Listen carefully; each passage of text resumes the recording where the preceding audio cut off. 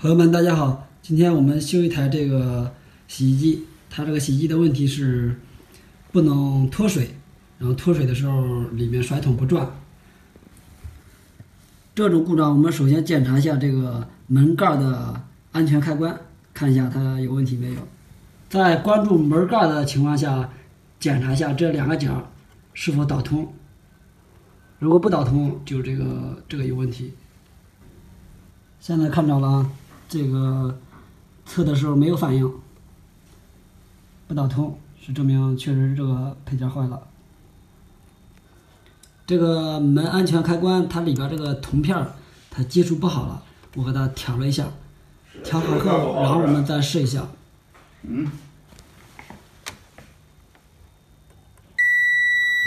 这都通了。行，应该没问题了。现在，然后我们通上电再试一下。这就通了。